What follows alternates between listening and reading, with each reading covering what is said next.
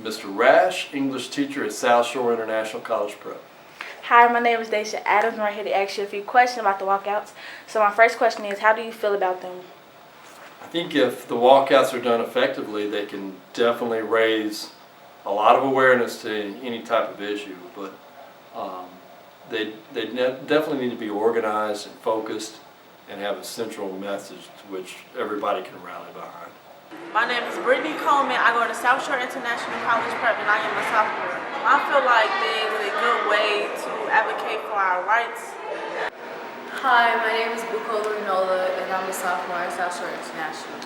I feel like a walkout should be about something that we're passionate about and something that we need to get across the world, and we have to know what we're doing it for. If we don't know what we're doing the walkout for, I feel like it's not for a reason. Okay, do you feel like they are necessary, or have they been making a change around the school or the city of Chicago? Well, I haven't really noticed a change. I think the changes that we want have to come from the people, and that definitely includes students. Students have always been at the source of social change. Education students, whether they be college students or high school students, it starts at the ground roots, and that's where we've got to start, the grassroots.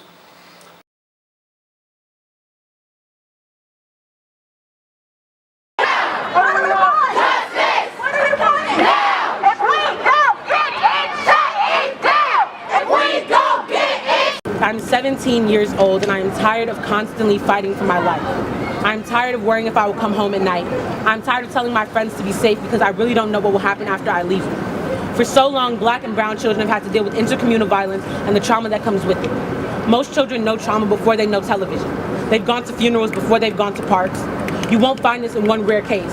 Most times you'll find that people of color mourn to death in the family before they hit middle school. In inner cities, when we talk about gun violence, we aren't just talking about intercommunal. Police brutality has been a huge problem in our communities for a long time. We aren't able to call on people who are supposed to serve and protect because they see our skin as a threat. In the past 6 years, 92 people have been killed by police officers in Chicago. In Chicago, 487 people have been shot this year alone. That is 272 less than our 759 in 2016 and 212 less than our 699 in 2017. That is how many people's families are suffering because they lost a loved one to gun violence. We need a change. We need more resources. Our mayor needs to defund his $95 million cop academy and invest in our community. He needs to reopen our schools, our mental health care clinics that have been closed. We need spaces to talk about trauma that we have experienced on a day-to-day basis. In a city where gunshots are irregular, we need to talk about the PTSD we need not to normalize the pain we are feeling. Chicago officials need to start looking through a racial equity lens so that the resources provided benefit everyone in Chicago. We are demanding safe spaces.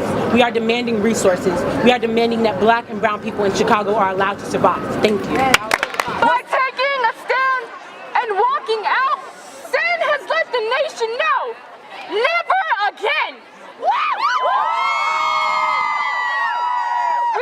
are not going to stand idly by while students are gunned down in our hallways, and we refuse to allow our own government to continue to hide behind the excuse of the Second Amendment while making it perfectly legal for human beings to walk into a store and purchase weapons of mass destruction.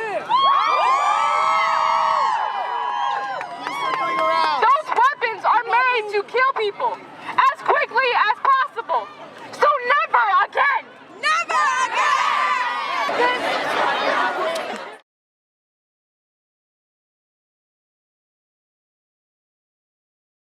They constantly traveling and they constantly in our classroom. Yeah. This is about all the young black people that you look at behind you.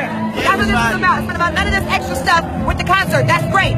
We're here to organize, represent, and show power. And the third thing that we're here to do is make sure we have a great time. We came from all across the entire country to be here for this specific moment because I want my people to feel empowered. And I want them to go back to the field and to know that when they get back to the local organizing, that's where it matters. Yeah. My name is Naomi and I'm 11 years old. Me and my friend Carter led a walkout at our elementary school on the 14th. We walked out for 18 minutes, adding a minute to honor Cortland Arrington, an African-American girl who was the victim of gun violence in her school in Alabama after the Parkland shooting. I am here today to represent Cortland Arrington. I am here today to represent Hadia Pendleton. I am here today to represent Tiana Thompson, who at just 16 was shot dead in her home here in Washington, D.C.